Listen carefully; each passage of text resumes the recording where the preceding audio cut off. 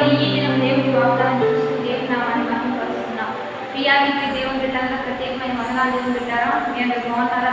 ఈ దినం దేవుడు మనతో ఏం మాట్లాడుతున్నాడు చూద్దాం. పరిశుద్ధ లేఖన గ్రంథం గురించి మత్తయి శుభవార్త 25వ అధ్యాయం 21వ వచనం చదువుకుందాం. అతని యజమానుడు బలా నమ్మకమైన మంచి దాసుడా, నీవు ఈ కొంచెంలో నమ్మకంగా ఉండేవి, నిన్ను అనేకమైన వాటి మీద నియమించదను. నీ యజమానుని సంతోషంలో పాలు కొనుగోలు పొందమని అతనితో చెప్పాను. ఈరోజు దేవుడు బిడ్డలారా, దేవాది దేవుడు మనతో మాట్లాడుతున్న ఒక మంచి బలమైన వాక్కు. బడా నమ్మకమైన మంచి దాసుడా, నీవు చిన్న వాటిలో నమ్మకంగా ఉంటుంది కనుక అనేకమైన వాటిపైన నేను నిన్ను నియమించేదను. కాబట్టి నీ యజమానుని యొక్క సంతోషంలో నీవు పాలి భాగస్తుడివి, పాలు కొనుగోలు పొందమని దేవాది దేవుడు మనకు తెలియజేస్తున్నాడు. ఈరోజు దేవుడు ప్రతి వ్యక్తికి తలాంతులు ఇస్తాడు, అభిషేకాన్ని ఇస్తాడు. తలాంతులు లేకుండా ఈ భూమి మీద ఎవరు ఉండరు దేవుని బిడ్డలారా. కానీ దేవుడు నీకు ఇచ్చిన తలాంతులను నువ్వు గ్రహించాలి, నువ్వు తెలుసుకోవాలి. దానికి మించి నువ్వు పెంచుకునే విధంగా నువ్వు ముందుకు వెళ్ళాలి.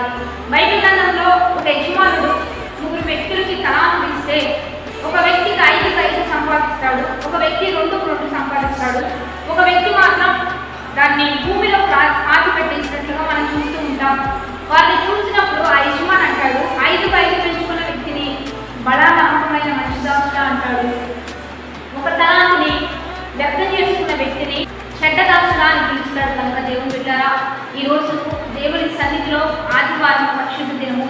దేవుడు నీకు మంచి తలాంతులు ఇచ్చాడు. పాడే తలాంతులు, ఆరాధించే తలాంతులు, స్తుతించే తలాంతులు, వాక్య సందేశం విని చెప్పే తలాంతులు, లేకపోతే వాక్యాన్ని బట్టి అనుసరించే తలాంతులు, అనేకులు నడిపించే తలాంతులు, అనేకులు పరిచయం చేసే తలాంతులు, అనేకుల్ని నీ నోటి మాట ద్వారా బలపరిచే తలాంతులు దేవాది దేవుడు మీకు ఇస్తాడు. కాబట్టి ఆ తలాంతులు మీరు ఇంకా వృద్ధి చేసుకోండి, ఇంకా దేవుడికి వాడండి. దేవుడు ఆయన రాజ్యంలో మిమ్మల్ని ప్రవేశింపజేసే విధంగా ఆ తలాంతులు దేవాది దేవుడు మీకు కృప చూపిస్తాడు. కనుక ఒకటి ఎక్కడ వ్యర్థం చేయొద్దు, ఎక్కడ ఆలస్యం చేయొద్దు, ఎక్కడ నిర్లక్ష్యంగా భావించకుండా మీకు ఇచ్చిన దాన్ని గట్టిగా పట్టుకొని ముందుకు పరిగెట్టండి. దేవుడు మిమ్మల్ని పరమంలో చేర్చుకోలేకపోతుండగా వాగ్దానాన్ని బట్టి ప్రార్థన చేద్దాం. పరిశుద్ధ మహోన్నత గొప్ప దేవ, ఇస్తున్న బలమైన వాక్కును బట్టి నీకే మహిమ. ప్రతి ఒక్కరి జ్ఞానవంతుగా బలవంతులుగా మార్చి మీ సన్నిధిలో నివసించి గొప్ప వాక్యం దయచేయమని, ఈ రోజు పాటిస్తున్న వారి దీవెన ఇవ్వమని యేసుక్రీస్తు నామమున అడిగి వేడుకొని ప్రార్థిస్తున్నాము.